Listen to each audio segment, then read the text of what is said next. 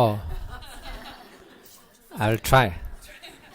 So, Anila was saying that if we have the long-term goal of enlightenment, of course it's a long way, but then there are also a lot of other goals, temporary goals, yes, that we need to fulfill, that may not necessarily be ultimate. Maybe they don't even contribute to enlightenment, that's what you want to say. But still we sometimes spend a lot of time trying to fulfill those, so is it a contradiction or what? So I think there are several aspects to that question. First, in the ideal case, if we were totally dedicated to the path of enlightenment, then the fact that it is a long way, that's not a big problem. I mean, because if the way is long because of the magnitude of what needs to be transformed, then in itself is not a problem. You know, an explorer that says to go around the world, he knows that he has to go around the world, and so the moment it's the first day he starts, he's ready for a long journey, and is perfectly happy with that because he's prepared, and the journey itself is very inspiring, and every step is bringing closer to the goal. So the length of the journey in itself per se is not a reason for discouragement, but rather to it's a reminder that because of the length of the journey, then we have to have a discipline in terms of not fooling around, and so it really reinforces our determination and discipline. So it's the main problem there is not to get lost, not to go astray, not to stagnate, but to persevere. So that's not a problem. Now, if every other intermediary goal is a goal that goes in that direction, like you see a navigator, keep the example of the circumambulator navigator, round the world navigator, he has to or she has to face different challenges or each step. If he has to cross the Great Coral Reef, I had an uncle who did that just after the Second World War with a small sailboat without engine. So when he crossed from the Torres Strait, at those days there was no GPS, no proper maps. So when he crossed this coral reef, it was very difficult because he was alone, and he has to day and night listen to the breaking waves. That's the only way to know that there was a coral reef. So he used to pierce his leg with a knife to stay awake. So, but no, not too bad. I mean, just to stay awake. He was not trying to cut his leg. But it doesn't take much to get awake with a knife. So he managed. So that was, you could say, intermediary step, but that made complete sense in the whole scope of his going around the world, which was the goal. Now, of course, if he has stopped on an island, and his main goal, fulfillment, was to build a house there, or to solve the situation, or to get elected in some elections in Tahiti or somewhere, then that intermediary goal would have come as a distraction, as something that would have delayed him, possibly make him forget that he was going around the world, and then become an hindrance. So the intermediary goals, there are two kinds. There are those that are part of the path, and those which are distractions from the path. So then we have to clearly see. So when we speak of so-called renunciation, it doesn't mean to give up whatever is really good in life, in terms of really good, in terms of bringing genuine happiness. That would be absurd. Why should we do that? But if it's renouncing to the cause of suffering, then of course it makes sense. And if it's also renouncing neutral things that are neutral in that sense, but they are never completely neutral because they monopolize all our time and energy. So they are also, in a way, even though they are not causing afflictions or suffering, but they sort of take us away from the journey. So in that sense, that's why when there was someone who keep on asking endless questions to the Buddha about the size of the universe, whether it's at the limit or not, and this and that. So sometimes the Buddha will reply, sometimes he will remain silent. And at the end, that person was ceaselessly doing that. So the Buddha picked up a handful of leaves and he said, are there more leaves in my hands or in the forest? And the guy was so smart, said that there's less leaves in your hands. The Buddha said, well, in terms of knowledge, there are many things that could be known, but not everything that it can be known is useful for achieving enlightenment. There's nothing bad, but simply they don't help. So, in a way, you could say that many aspects of the way we investigate knowledge, for instance, knowing the size and temperature of the stars, of course, it's fascinating, it's very inspiring, interesting, and it can be a source of relative goodness if it somehow for the knowledge for its own sake. Possibly there's something that might be good for humanity. Just the fact to know things as they are is important. But if your real goal is to achieve enlightenment, they're not absolutely crucial, and they're probably actually not they're not useful at all. So that means they're not bad? No, of course not. But it's simply not relevant to enlightenment.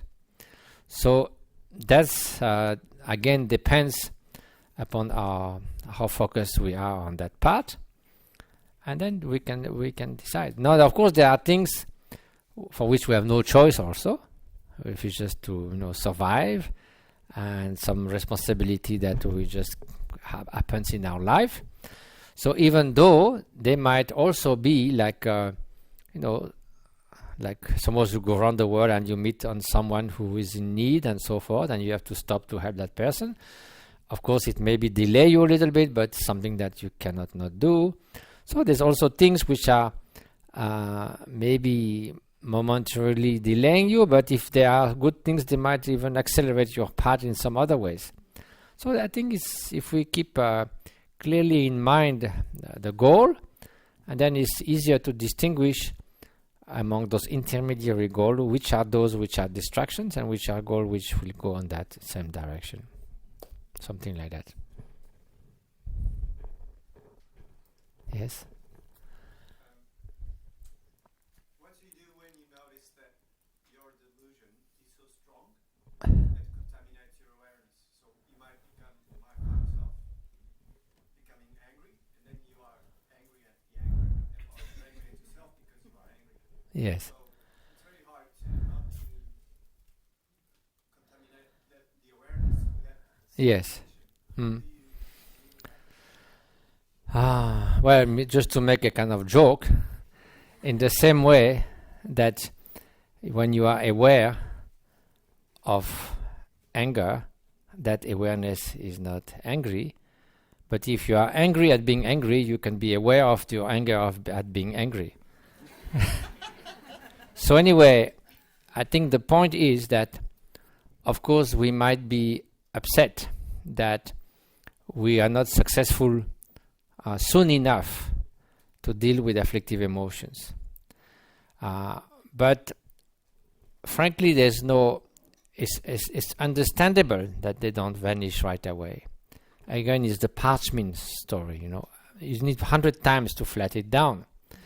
So, of course, you may be impatient, and you can roll it the other way around, which is maybe a skillful means. But you cannot, you cannot do so up to the point of breaking it. So anyway, the thing is, I think it's a sign of that we become acutely aware of the afflictive effect of anger, that we are upset that we can't get rid of it soon enough. So there's an element of impatience, but also it's a good element that we really are now quite convinced that this anger is not doing good to anyone. So that in itself is not a bad thing. Now, the impatience, of course, is a bit premature, but if it translates into diligence and being more acutely, aware when it comes, and if it motivates one to apply the antidote with more determination, and then we keep that kind of wisdom that possibly having a little more distance, sort of to relativize that. I mean, basically, what does that mean by that? Is after all, it's like a big drama. So if you look at it a little bit from distance, you might even laugh at it. Say how terribly slave we are of our own emotion. It's like almost, a joke that we are so much taken by those habits. So if you have a sense of humor, I know how terribly enmeshed in that, it gives you don't take it too seriously at the same time, even though momentarily you are still not able to get rid of it. So more like an old man watching children playing. The children are very, very involved in their play, but the old man is just like children's game. So to know a little bit of looking at it, okay, this is kind of a mess, but there is a good method for that, and wait a little bit and I'll get rid of you eventually. So if you don't lose heart, and but you should not have a tantrum, I want it right now, like those kids that stamp the ground, because that's not going to work, you see. But I think to really have this kind of humility that we have quite a lot to do, and then to pause a little bit and say, well, there's a lot to do, but there's a method, and I should really be earnest. And if you replace the impatience by being earnest and with determination, and then step by step, there's no big task, Shantideva said, that cannot be broken into small, easy tasks. So step by step, it will work. And I think we might get impatient when we try strongly from time to time. Sometimes we get fed up by that and we try to get rid of it. Doesn't work, but the rest of the time we don't pay too much attention. But if we systematically know that we have to deal with this wild mind, and when it comes, we seriously, earnestly try to apply the method, and that's the best we can do, and then day by day things will change.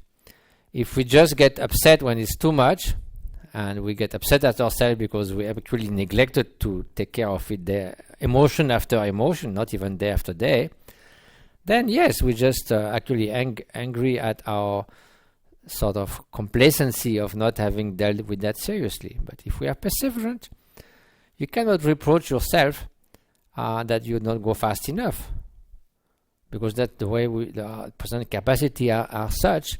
We can only reproach yourself not to do the right effort, but you cannot reproach ourselves to do something that is for the time being beyond our faculties, because we know that with persistent perseverance it will happen. So then impatience is out of place, but also neglect is out of place. I mean, neglect will not solve the problem. Impatience is useless. Yes?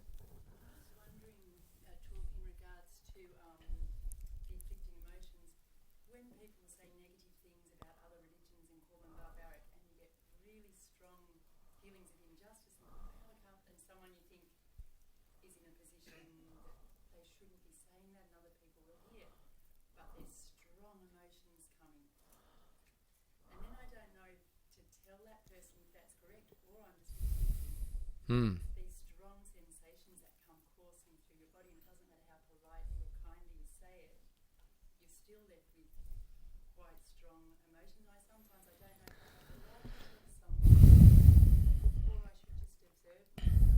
Okay, maybe I'm reacting to this. Yes. So unpleasant to hear. Well, again, there's no those kind of questions which is meant to address a particular situation, but in fact it's still too general, because this is a disembodied case in a way. Every case will be different depending upon the person. So that's why, I noticed when people ask to His Holiness a question about ethics or the way to behave with certain category of people, whether it's anything like about moral issues like abortion, euthanasia, or how to deal with disabled people. It seems specific because it addresses one particular problem like euthanasia or how to deal with disabled person, but in fact it's not specific enough, because what His Holiness says is, no, where is the person? In a way it will be totally different at each individual case. So in fact what really matters to be able oneself, not for me to give you an answer, but for you to find the right answer at a particular time with a particular person, is what is exactly the components which are then in position. What kind of person is it? How ready is that person to engage in some kind of discussion or not? If it's just to make that person even more upset by making a strong statement, you're not going to achieve anything. Neither for that person benefits, nor for your own peace. So this doesn't help at all. Now, if you see a possibility by not being aggressive, confrontational, but trying to have some kind of dialogue, and there's a chance to do so, then by not reacting too much, then it will be a right disposition of mind to enter in that dialogue, rather than being too confrontational. If you see an opening, a way to get in. So this entirely depends on each situation. So ideally, of course, it's always through dialogue, to openness, to yourself not being belligerent, not because it otherwise the emotions sort of naturally, there's a process of contagion. So if you have no any other wish than to help, and are really sort of remaining perfectly kind, and then if there is a possibility, that will be the door. And doesn't mean you are weak, doesn't mean you don't want to convey a message, but it's not through sort of attacking or whatever. So then if you see if it's an entrance door.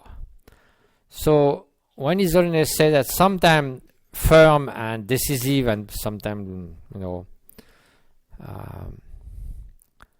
seemingly harsh methods are useful, it's really in case where they are useful, and it could be with someone who is close enough to you in a way that person can bear that, or that it will not cause a negative reaction. So if it's maybe with a child that needs that to wake up into some kind of way or habit that is detrimental to that child's well-being, clearly, and that no other means will work.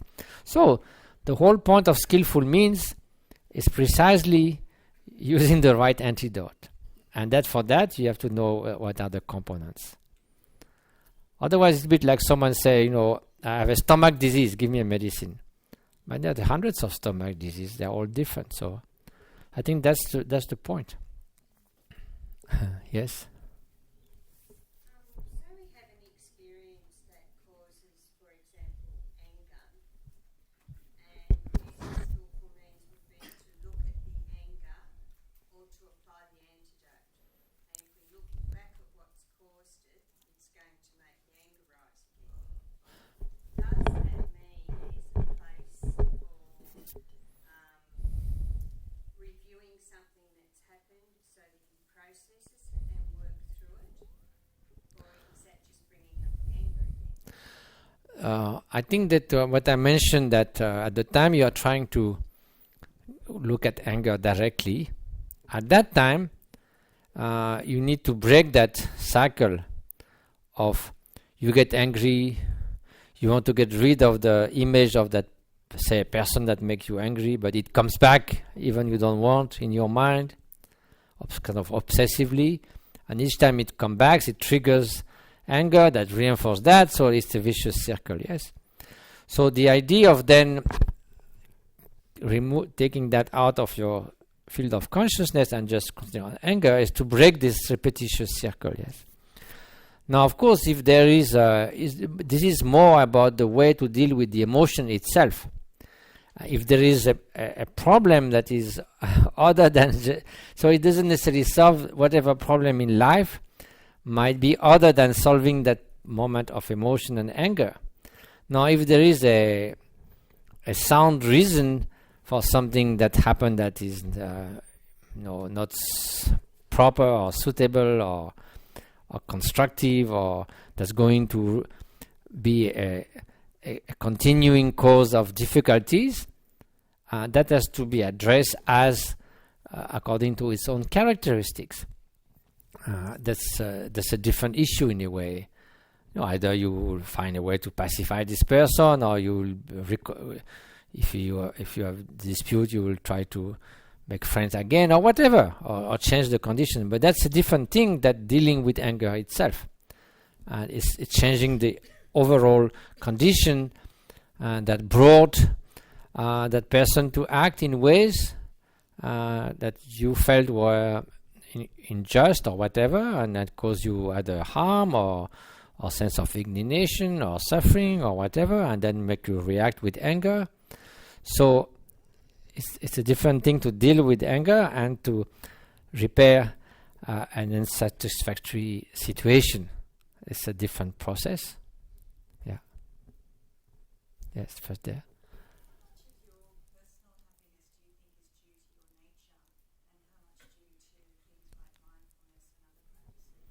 To nature? Yes, well, there is of course, different predisposition.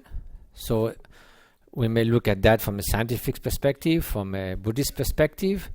In both cases, there is this recognition that there is a kind of ground or predisposition for having a certain traits that more naturally express themselves.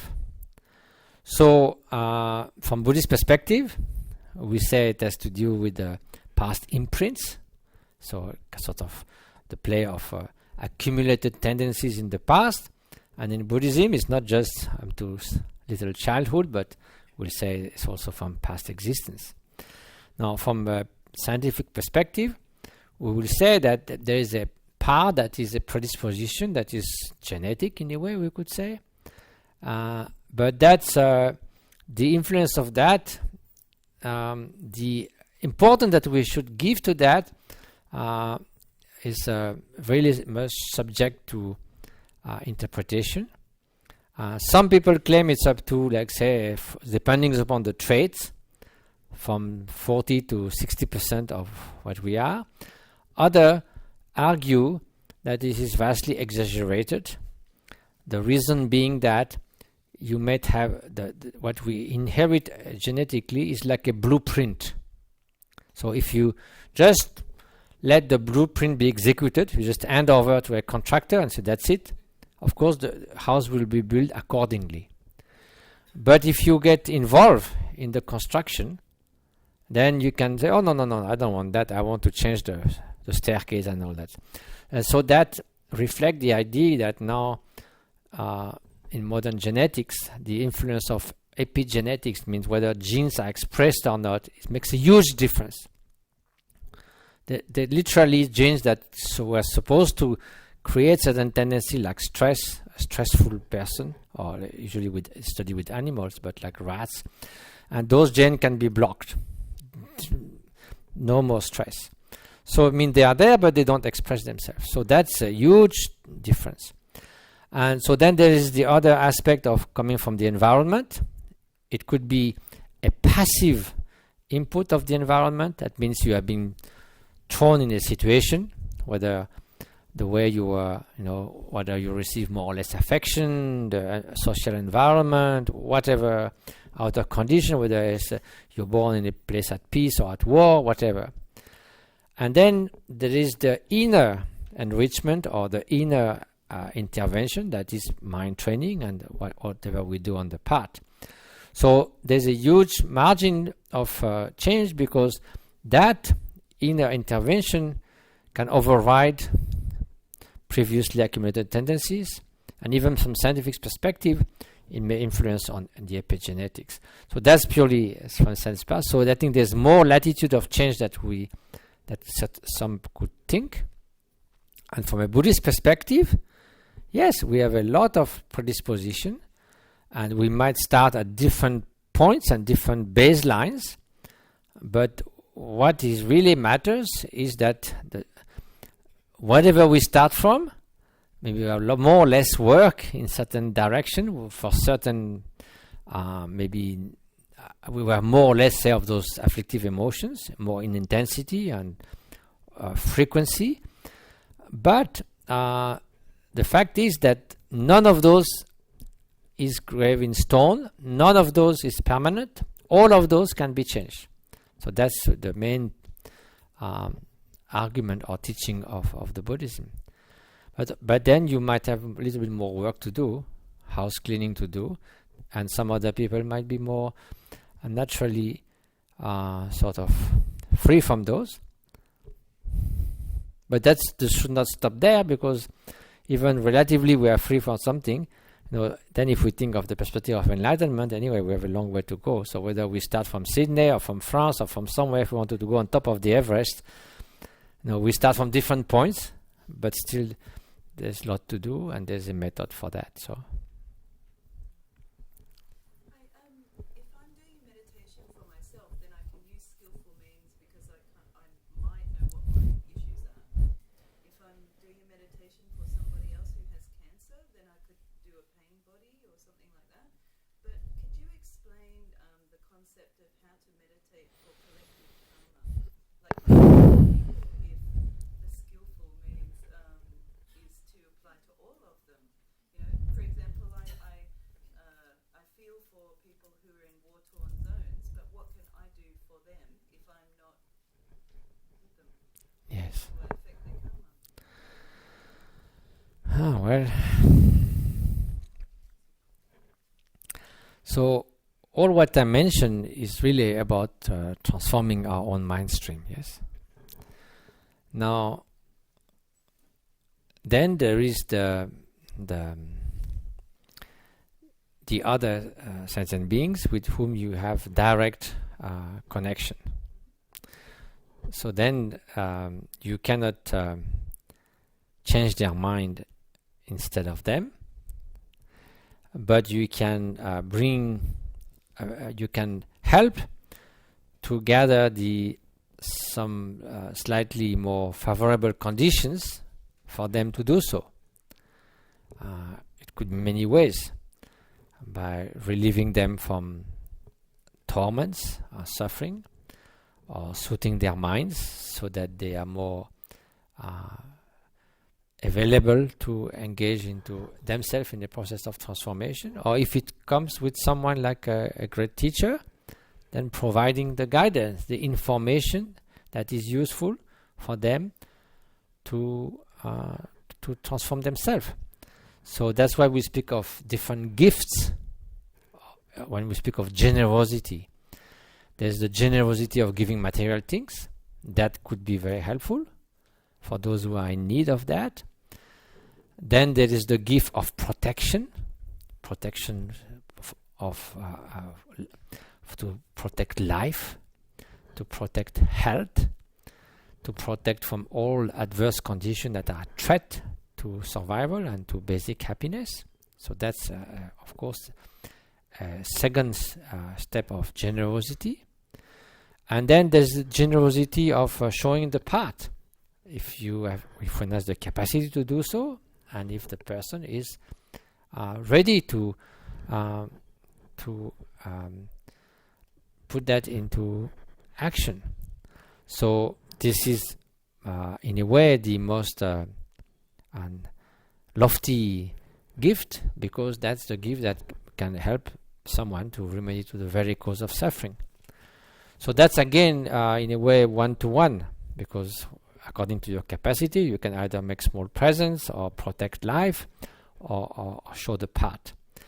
Now for all sentient beings, what we need to grow is more compassion, more determination, to gain a larger capacity to help them, a much vaster capacity. So that's the Bodhisattva vow, is precisely, may I achieve enlightenment. You know, the goal of Buddhist path, surprisingly to some, is not to achieve Buddhahood. It's to achieve the quality of Buddhahood so that there's enlightened activities to free all sentient beings. That's clearly the goal, according to Mahayana. So that capacity comes with Buddhahood. So that's by far the best way to help sentient beings. But of course it's a long way. But still it is the best way. So then, you know, in the meantime, in order that we increase our capacity to serve others and to benefit others, we should increase the size of our aspirations. And so that why we would meditate on compassion and loving kindness and so forth, and impartiality, to include all beings without exception, is because our way of interacting and helping others is still very limited. So by enlarging our mind, our aspirations, the depth and intensity of our compassion, by being more impartial in extending that to strangers and so-called enemies, that's gradually brings in us the capacity to deal with that. Now, all those aspirations for the sake of all sentient beings are meant to inspire us also to achieve that. And those then in the way that you will intervene to help. Now, modify the karma of others is not something that usually works. According to the Buddha, no one will ever experience something for which he hasn't put the seeds. And you will not experience, and if you have put the seed, there's no way you will not experience it. Unless, again, it's like the blueprint image. Unless you do something in between. That means when a seed is thrown in the ground, or you throw a handful of seeds, some are for fruit plants, some flowers, some poisonous plants. If you just throw the seeds and let it be, ineluctably they will go like that. So that means the karma is ineluctable if there's no other factors that intervene. That's why we say the unavoidability of the law of karma. But it doesn't mean that you cannot intervene by bringing new causes and conditions. It means the cause and condition themselves inevitably will give a result if something else doesn't happen, because that something else is a new set of cause and condition. So now you throw those seeds, and then as they grow, you remove the poisonous plant, you put water on the fruit plants, then of course something else will happen. So that's something that you have to do yourself. No one can do it for you. So karma is not transferable, and as it said, you know, if the Buddha could throw us like a stone on top of a mountain to the land of liberation, and he would have done that long time ago. You know, it's not that the Buddha has too little of a compassion. If he just needed infinite compassion to change our karma, then Buddha would have done it. Why should he not do it? So it means that what he can do is show the path, what he can do is show the teaching, when there's a way to free oneself. Of course, his aspiration, infinite aspiration, will have a beneficial effect, but he cannot do it in our place. And so in a way, that's why we say that we don't experience that what we don't put the seed for, and the seed we put for will definitely experience. Unless we apply some antidotes and change things and do things before the seed mature.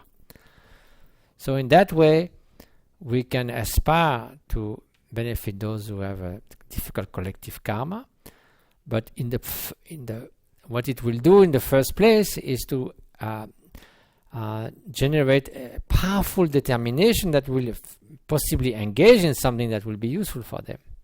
But it's not just by magic that because we aspire that they will change. Yes?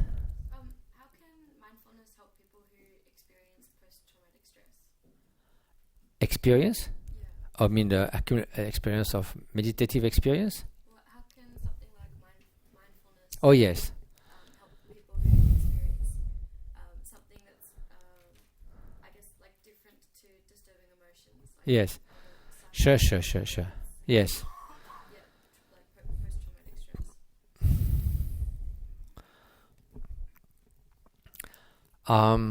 Well, first, just before trying to think deeper in the question itself, there have been studies of post-traumatic stress with Tibetan children and other people that came out of Tibet. There's been 2 studies, one from Australia, I think one from Denmark. And there's also been a study in Bangladesh with 2 populations affected by floods. And there's a few small Buddhist population, and then the rest is usually from other traditions. And in both cases, they found that there was a much lower, the reason is not clear yet, but much lower post-traumatic stress effect. And those who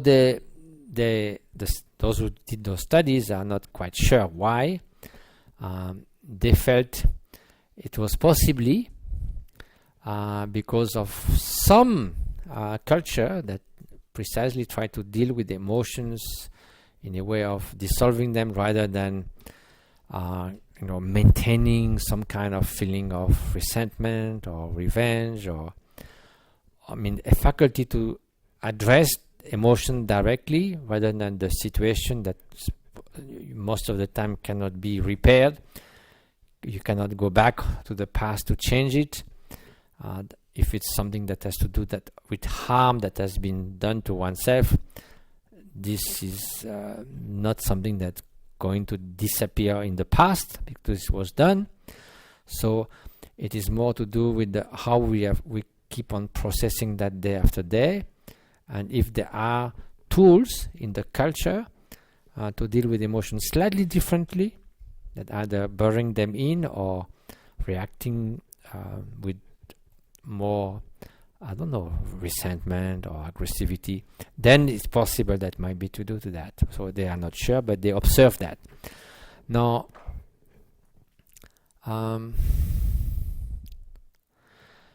there have been also studies, people who work with the MBSR, mindfulness-based stress reduction, with a lot of people, veterans from Iraq war, especially, who have been really completely destroyed by having to go to war, and they found it's quite helpful to first of all have a means that is based on introspection and dealing with emotion themselves, because usually that's not what is done. That people trying to help them socially or whatever, or some just general advice, but accept some kind of comfort and support, but it's not directly addressing the emotion themselves. So I think the techniques which I described, which actually the mindfulness-based stress reduction is one of those, to look at an emotion or a trauma or a suffering or a difficulty that comes very strongly with mindfulness as the faculty to some extent to that it doesn't perpetuate and sort of enhance its impact by repetition, because at least in the moment we are not too carried away by what comes up. So of course it depends. So it is soothing and it is somehow useful. That's what the people have found. But it all depends on the relative strength of the trauma and the relative strength of our capacity to train our mind. And so I guess it's not so often the situation where you have someone who is facing that post-traumatic stress and also who has a quite experienced practice. Those do not come too often together. It did come in case of, I know, just, of course those are particular cases, but I met quite a few among my Tibetan friends who really went through things that should have caused them post-traumatic disorder, because they went to horrifying things in these labor camps, some of them for 25 years, where most of the people with them died. I know one nun that is passed away now. She was kept for 7 months in the dark and with their hands tied behind. She only knew it was daytime because she heard the birds through the wall of that dark place. But so she had a moment of extreme anger, she said, but at the same time, because she was the daughter of someone of a Kampa head, which was a resistant, so when they caught her, they put her like that. But she said she had moments of course, very hard moments, but she had moments where the presence of her teacher was so strong that she actually was able to really practice and find peace. And so if you were to see her, you would really not see, she would not at all describe any of those things which anyone else, I think, would have definitely be broken. So I think what we could say is there's probably no easy method just like that. Say this is the real method that can help you now, but that to persevere in deepening and enhancing a practice that we know gradually is more and more efficient will ultimately be the best way, because we will become equipped with more sort of depth and strength of the practice to deal with the intensity of the trauma itself. So I think the more we get experience by building up that experience, gradually the better one is able to deal with. I think it's probably the most reasonable way to think of it.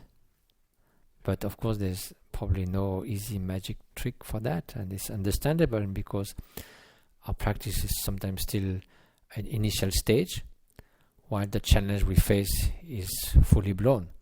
So then our antidote doesn't match yet.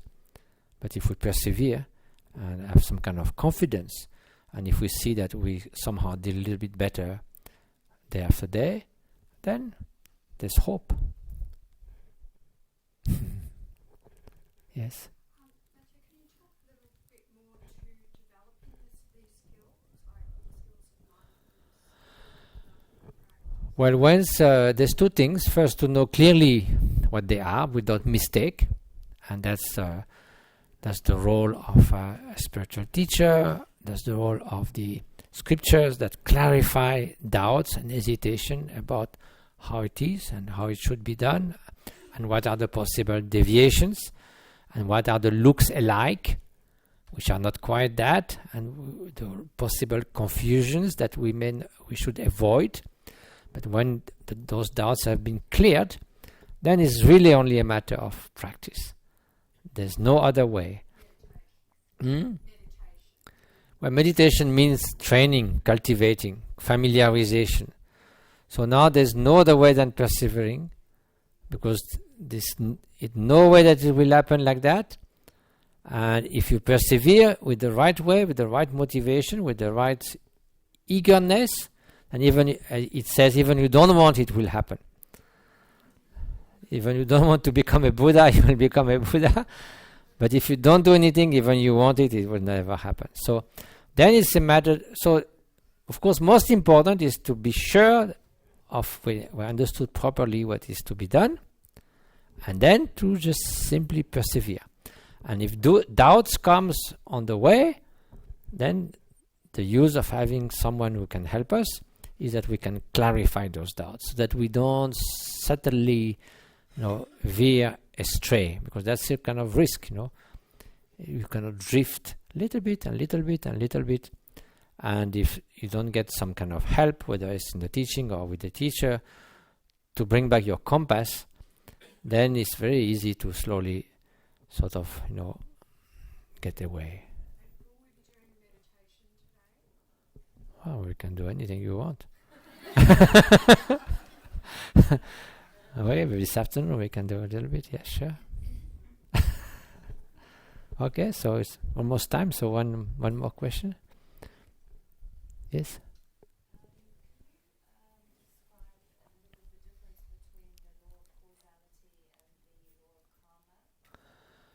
Yes. Well, fundamentally, it's not different. What the law of karma is in a way a subset or a particular aspect of the law of causality, which has to do with mind events and with motivations and their result.